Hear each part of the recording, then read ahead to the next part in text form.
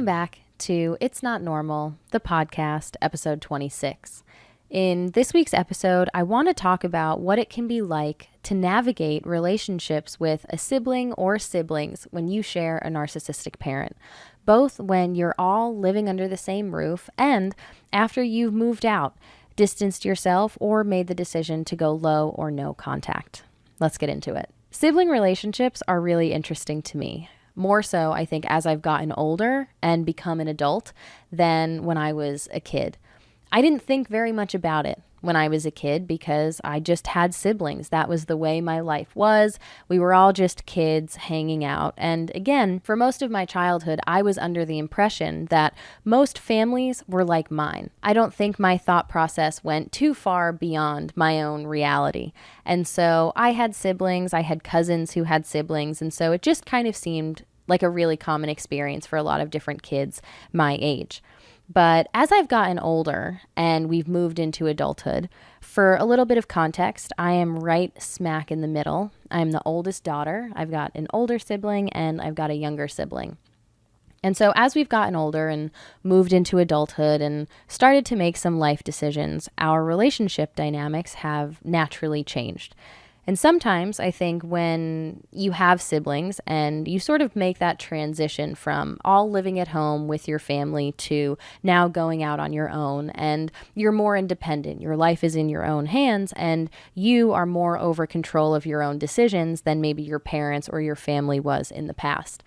And so sometimes I think it's normal for you to have a sibling that you were really close with throughout your childhood that, now as you've gotten older, maybe you start to drift apart a little bit. There's a little bit of distance growing there. Maybe you have a sibling who you weren't very close with throughout your childhood. Maybe you had a lot of differences when you were growing up, but then you find some common ground as you get older and that relationship might get even better.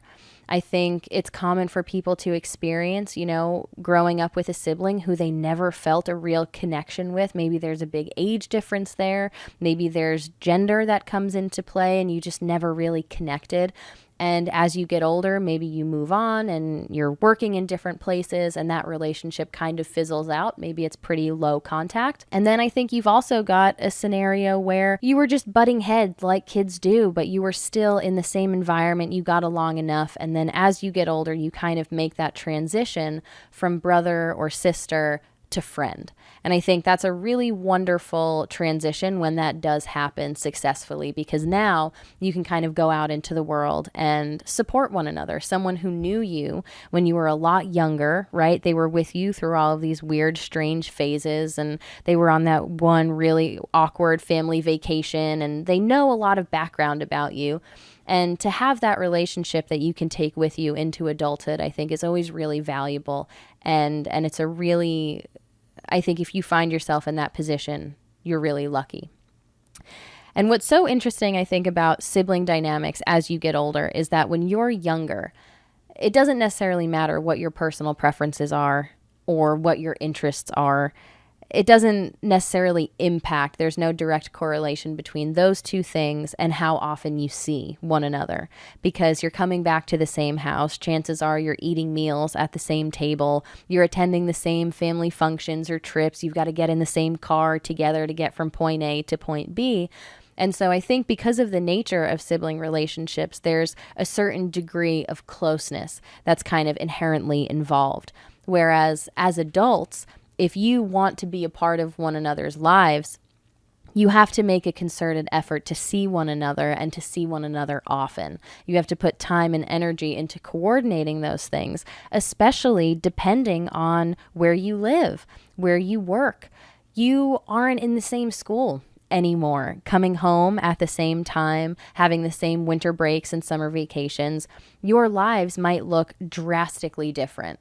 And I think where your relationship stands and where it might go in adulthood has, or I guess can be significantly impacted by how and where you leave off.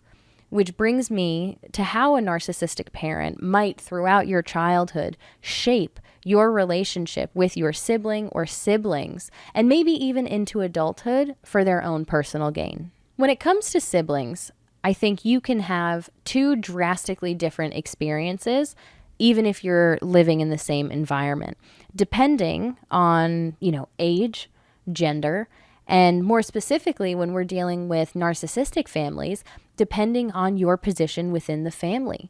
What is your relationship like with your narcissistic parent? What role do you fulfill for them? And your role might even change over time. The treatment that you receive might change over time depending on your behavior or how your parent feels about you during that time. And we've talked about these different roles before. The two most common, I think, especially when you're dealing with children, are the golden child and the scapegoat. And while on the surface, it might appear like the golden child receives preferable treatment, like they are getting the love and the support and the acknowledgement from their parent. Meanwhile, everything under the sun is blamed on the scapegoated child. Neither represents a positive or a healthy position in a dysfunctional family. You've got one who's basically existing as an extension of their parent.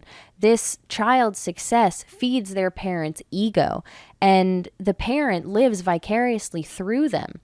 The golden child, I think, so often is tasked with achieving a lot of the things that their narcissistic parent maybe set out to do or wanted to do, but never were able to.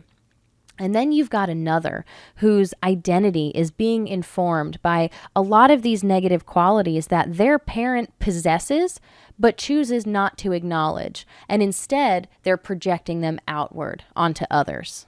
A golden child might be pitted against a scapegoat, encouraged to see and focus on their differences.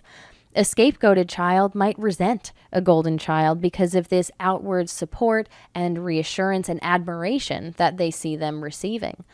A golden child might notice this difference in treatment and start to feel guilty for their successes, like they don't want to receive all of this attention and praise, especially if they see their sibling who they care about being neglected. Or there's the possibility that both the golden child and the scapegoat see and understand that the behavior that they're witnessing and enduring is unhealthy, that it doesn't feel good, and they actually come together. Maybe they can support one another, they can confide in one another and kind of soften the blow because they're not in this alone anymore. I think there are as many different scenarios as there are families because there are so many different factors to consider. And I think each relationship dynamic is inherently unique and individual. What's really important to mention here, though, I think, is projection and projective identification. Projection is basically when you project whatever it is that you're thinking or feeling on the inside out. If you're feeling really insecure, you might accuse your friend or your partner of being insecure instead. Maybe you're really secretive. Maybe you've told a lie to your partner, and so now you're skeptical of everything that they say. You're reading too much into things and seeing things that aren't there because now you're fearful that your partner is lying to you. And projective identification is very similar, but it takes it one step further. When you're dealing with a narcissistic parent and a scapegoated child, a lot of times the more negative qualities that a narcissistic parent might possess themselves, they will project onto the scapegoated child, this person that they can just blame all of their problems on instead of actually looking inward and trying to solve these problems within themselves. They'll just project these things outward. And so a scapegoated child might be constantly told who they are, even though the person who's doing the telling is actually the one that holds these qualities. But now the person being told might start to take on some of these negative characteristics of their own. In my opinion, a narcissistic parent will use projective identification to form and mold and adapt their child's identity and personality into either an ally or someone who they can blame all of their problems on. What makes this so dangerous, I think, especially throughout childhood, is that those early years are when we're first starting to form some of these ideas about ourselves. We're first starting to understand maybe a little bit of the kind of person that we are. What are the things that we like or don't like? What are the things that we're good at or that we're not good at? And so I think throughout that time, we're so incredibly vulnerable to our parents' influence.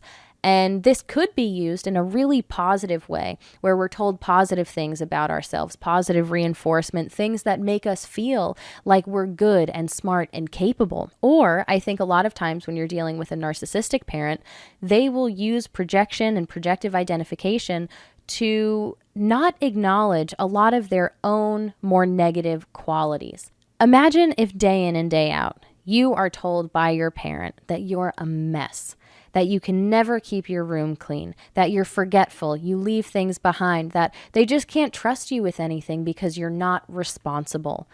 Even if you don't feel like this, right, deep down to your core, but maybe you do forget something every now and then, if this is what you're told constantly by your primary caretakers, by the people who are supposed to be helping to guide you through life, right? You might start to believe that about yourself, that you are a messy person. And it's so unfortunate that sometimes these parents fail to realize what it is that they're doing. Because again, projection happens more often than not, I think, subconsciously, which can make it a lot harder to recognize. And especially as a child, you don't necessarily think about the motives or the incentives behind your parent. You don't yet have the emotional maturity or capability to understand that, you know what? That's actually just the way that they're feeling, but they're taking that out on me. And so you might take these things to heart. And depending on whether what your parent is consistently reinforcing to you, whether it's positive or negative, can really go on to inform your identity and how you feel about yourself and the kind of person that you think you are. And so between these different roles, the golden child and the scapegoat, and the different treatment that they receive on the surface, coupled with these natural disagreements that you have with a sibling. I think it's really normal for you throughout your childhood, if you've got a sibling, to butt heads. There are bound to be disagreements and tiffs and fights and arguments and all of these little squabbles, I think. There are a lot of different things to consider. There are growing pains. There are age differences. You've got boys, you've got girls. You're going to disagree, especially if you share a room. Don't even get me started. But in my opinion, it's the responsibility of the parent to come in, not even if these things happen, but when they happen, and to help you to move through them as a kid with your sibling, to understand what was going on, who was at fault, who was the antagonist. Let's apologize. Let's come together, right? Let's work through this. It's healthy conflict resolution. How can we address the problem? How can we apologize, make amends moving forward, right? Because we don't want to hurt our siblings' feelings. We're on their team. We're on their side. And now, how can we move forward after someone has hurt our feelings? Maybe they've said or done something that was hurtful to us and we don't feel too great about that. How do we forgive and how do we move on in spite of that? I think that is the responsibility of a parent. And yet when you're dealing with a narcissistic parent, instead of coming in and promoting unity and teaching healthy conflict resolution, they will capitalize on the mistakes of this other person. I think these different roles and these natural tiffs and disagreements that are bound to happen when you've got a sibling set the stage for a narcissistic parent to come in and really capitalize on these differences and mistakes even for their own personal gain, which is so unfortunate because taking a sibling relationship with you into adulthood is so valuable. I think if you find yourself in a position where you've made that transition from brother or sister to friend, what a wonderful position to find yourself in.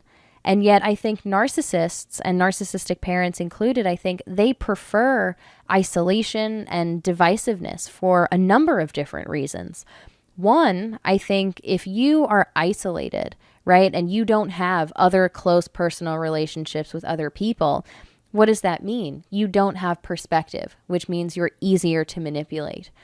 Two, I think if you're isolated, that leaves a lot of space for a narcissistic parent to enmesh themselves in your life, leaving you susceptible to believing that narrative that you and your parent are not like anyone else, that no one thinks like you two do, that it's you and your parent against the world. It creates this real inappropriate bond, I think. There's a lot of loyalty sort of that's involved. I think your narcissistic parent might even want you to feel misunderstood by your peers, because then you have no one else to turn to but your parent. And so they've got all of the control. They've got you right where they want you, which is under their thumb. And then, of course, there's the possibility that your parent is using you to further their own personal agenda. Maybe they want to punish someone, like a spouse, for instance, by turning you, their child, against them, by triangulating, by speaking negatively about this other person behind their back, by spreading lies or half-truths to paint them in a more negative light so that you feel like you can't trust them or that they don't love you or care about you, just dividing that relationship, completely drawing a line in the sand. All the while, they're kind of intensifying the child's allegiance to them. And so you might be acting as a proxy for your narcissistic parent's own personal endeavors, like a pawn in their game. Because if driving a wedge between you and another person, regardless of what your relationship is like with that person, it could be your other parent, it could be a sibling, it could be a friend. It doesn't matter who that person is to you, how much you love or care about them, whether or not this person being in your life actually benefits you. Because if having this person in your life and you having a close personal relationship with them doesn't benefit your narcissistic parent, it doesn't matter to your parent how badly it'll hurt for you to lose that relationship or for that relationship to be tarnished. A narcissistic parent will take full advantage of whatever differences you and this other person might have. And in the face of any kind of disagreement or controversy, instead, similarly with a sibling, instead of promoting any kind of reconciliation, they will capitalize on their mistakes and they might even encourage you not to make amends. Where maybe a sibling or your other parent or a friend of yours does something and it feeds perfectly into this narrative that your narcissistic parent wants you to believe. See? He doesn't care about you. I told you he would do that. I would never do that to you. You know why? Because I care about you. You know what? They're not even worth it. Forget about them. That, I think, is so often a narrative that is portrayed from parent to child that comes off or on the surface seems like care and love, like I would never do that to you because I love you and I care about you, but this person did, so you shouldn't be in their lives anymore, or they shouldn't be a part of your life anymore. When in reality, it's a way to isolate you from other people who might have provided perspective for you, who might have shown you what other healthy relationships do look like. Maybe they saw your narcissistic parent for what they were and they wanted to be a positive influence in your life. How threatening to a narcissistic parent. Narcissists in general are so selfish and self-motivated, and they will do anything they believe necessary to maintain control, to make sure that they have the upper hand no matter the cost, even if that means driving a wedge between a brother and a sister, or a mom and a daughter. It doesn't matter to them. I've gotten a lot of messages from people who have recently moved out or are debating whether or not to go low or no contact with their parent, who have a younger sibling or younger siblings who still live at home. And a lot of times they ask me what to do, because it's an awful position to find yourself in, to be completely naive to a lot of the emotional abuse and manipulation that you were enduring for most of your childhood, to then coming to a point maybe in your late teens or early 20s where now some light bulbs are starting to go off and you're starting to see things more so for what they are. And you get to this point where the best decision for you and for your own mental health is to take a step back, is to remove yourself from that environment and to really start stepping into your independence as an individual, to no longer be a part of this toxic family system that maybe in the past you've worked really hard to try and change, to kind of revitalize where, okay, we can work on this, we can get better. But if you've tried and failed, if the other people involved, your narcissistic parent, is not willing to acknowledge their part in things, you can't change people. They can only change if they want to and in their own time. And they are the only ones that can do that for themselves. And I think that is a realization that a lot of us have when we get to that point where we're making the decision to move out or to move away or to distance ourselves, maybe go low or no contact. But now you've got someone else thrown in the mix, a younger sibling, someone that you love and care about. And it just adds a layer of complexity to a decision that's already so difficult to make. First, I think there's the obvious concern of your sibling. And all of this is dependent upon your relationships with your parents, what your relationship with your sibling looks like. As I mentioned earlier, I think there are an infinite number of relationship dynamics that exist between parents and children and siblings. But for this instance, we're going to imagine that you have a pretty decent relationship with your younger sibling, that there is love and care there. And so there's the obvious concern that by you leaving or taking a step back and distancing yourself from your family, your sibling might feel like you're abandoning them, which is never a good feeling. It's that balance between prioritizing yourself and doing what's right for you and also taking care of the people that you care about. This can be intensified, especially if in the past, maybe you've comforted one another. You've kind of softened the blow, maybe during a big family blow up or argument where you can retreat back to each other and talk about it. Even if you're upset or, someone said or did something hurtful to you, you have someone that's experiencing this with you so you don't feel so alone. And so by you removing yourself from that environment, even if that is the right and healthy decision for you, I think it's so easy to feel like in doing so, your sibling might feel like you're abandoning them.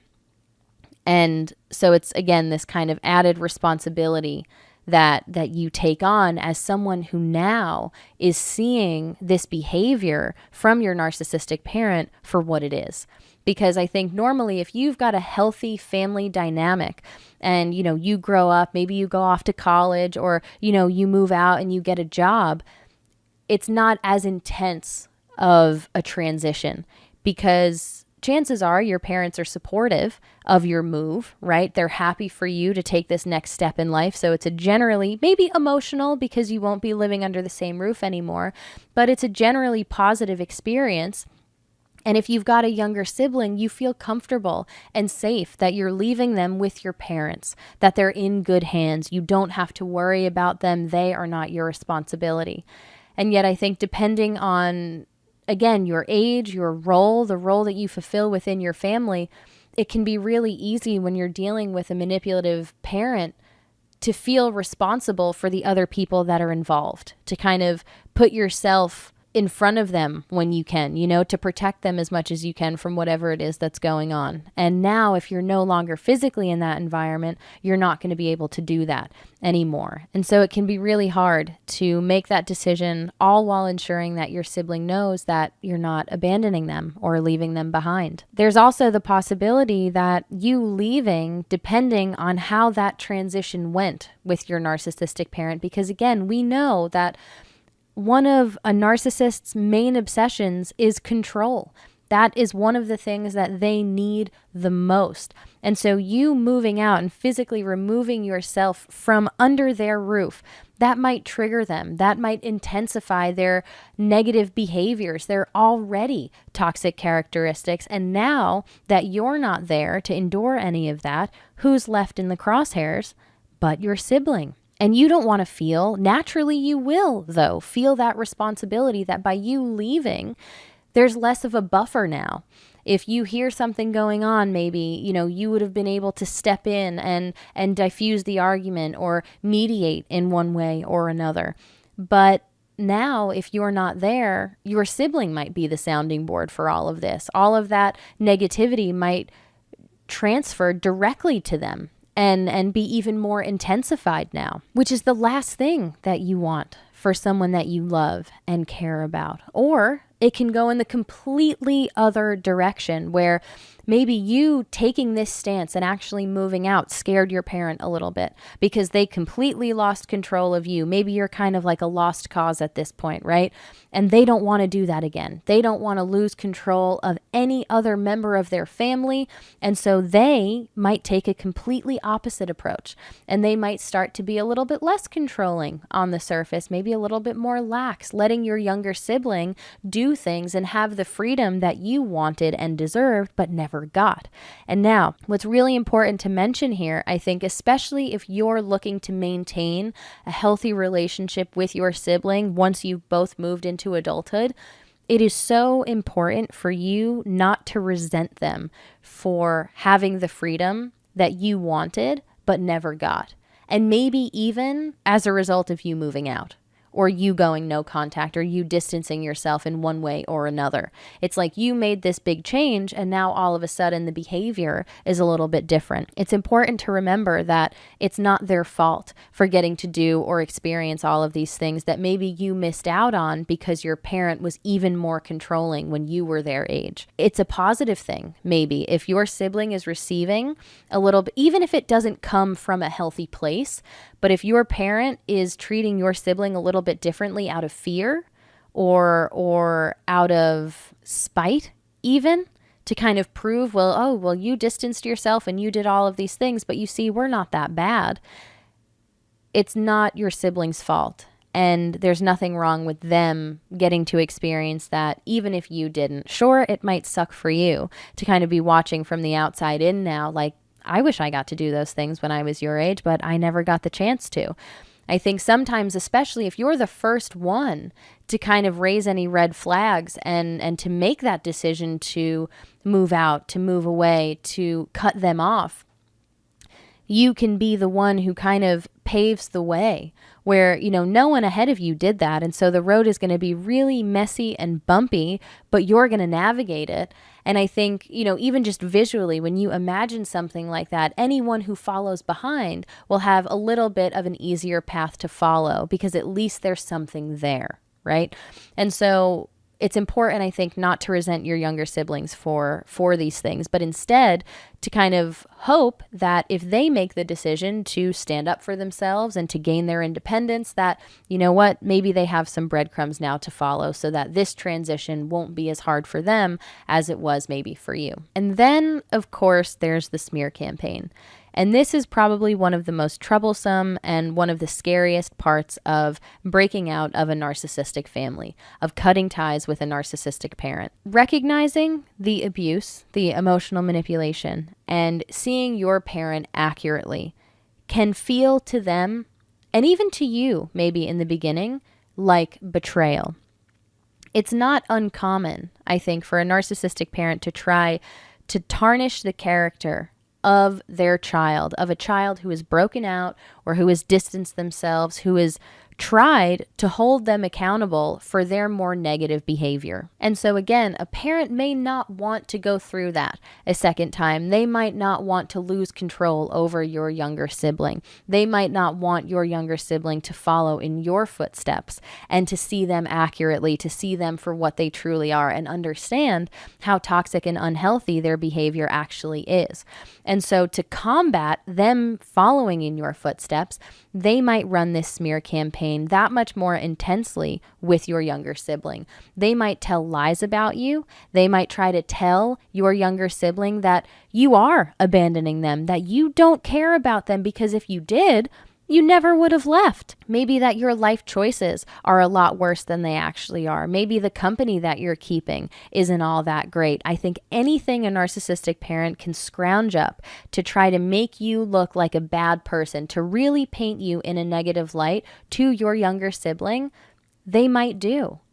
It's absurd to even think about all of these things, but when you're dealing with someone as manipulative as a narcissist, none of these things are off the table. There's no promotion of unity. They don't encourage reconciliation. It's the complete opposite. And so that's a big fear because especially if you're dealing with a sibling who's under the age of 18, who is still a minor and under the care of your parent, that can impact how often you're able to see them, how often you're able to talk to them, and in turn, what their view of you is. It's very similar to the idea of projection and projective identification, where now you're not around, right? And so all your younger sibling might be hearing is what your parent is telling them. And so they might start to feel internally like they tore their family apart because their behavior was so bad that they just drove someone away. They drove their own child away. But instead of them recognizing that within themselves, they might put that on you.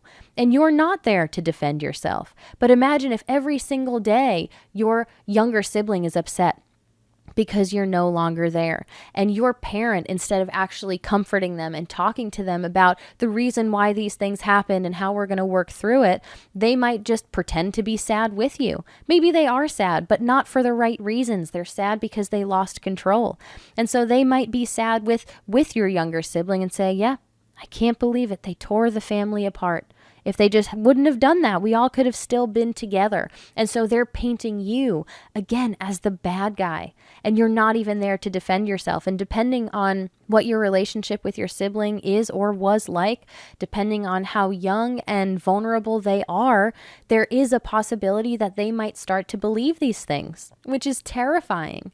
It weighs heavily, I think, on your mind when you do make that decision, because that, in my opinion, I think your relationship with a sibling is definitely one that you value.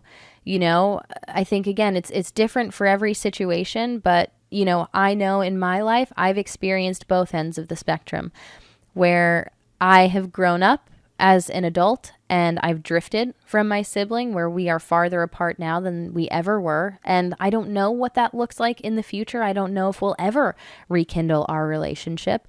And then I've also had the experience where I think we had a generally positive relationship. And as we got older and moved into adulthood, we successfully, and I feel so lucky to be able to say this, made the transition from sibling to friend, where we still are able to kind of recall all of these memories from our childhood and confide in one another, you know, about maybe some of the more difficult times that we've faced in life in general, while having this background understanding and knowledge of who the other person is and who we've been throughout different times in our lives. But we're also able to look at each other as adults and as individuals who are going to go off and do our own things in life. And that might mean moving to a different place or doing different things for work. But, you know, we're willing to make that effort to put that time and energy into still being a part of each other's lives. And, you know, looking back, I think that was one of the things that I feared the most, was losing that opportunity, the opportunity to continue that relationship, because I didn't know how I would be painted once I left. My best advice, I would say, if you've got a younger sibling and you've come to the point where the best decision for you and your mental peace so that you can start to heal is to distance yourself from your parent, to move out, to move away, to go no or low contact, whatever it might be for you. If you've come to that point and you've got a younger sibling that's involved, my best advice would be to be a good example for them. Try to maintain contact with them if you can, whether that's seeing them in person on occasion, whether that's talking to them on the phone or texting them or writing letters. Try to maintain some kind of communication so that they know that you're there. You're a part of their life. Make sure that they know, even before you leave, before you actually make this decision, make sure that they know that they can come to you with anything. Questions, looking for advice. They can be honest and vulnerable with you, and nothing that they say to you will you take and run back to your parent and tell to them. They're not going to get in trouble for it. And I think more than anything else, be a safe space for them. Show them the kind of behavior that they can and should expect from other people in their lives who tell them that they care about them. Because that is probably one of the most disorienting aspects of being raised by a narcissistic parent, is being told that we love you and we care about you and we only want what's best for you. And yet the treatment that you're receiving from the very same people who are telling you these things, it doesn't feel like that. because there's a lot of stress and tension. There's yelling, there's lies, there's stonewalling, gaslighting. It's none of these things correlate with one another. Control does not equal love, and manipulation does not equal care. And yet that's what you're told, I think. And so it can be really confusing as you grow up to expect healthy behavior from people in your life if you've never experienced that in the past, because you don't know what to look out for. And so be a good example for them. Be kind and empathetic and understanding, and show up for them when they need it. Also, allow them to grow as their own people.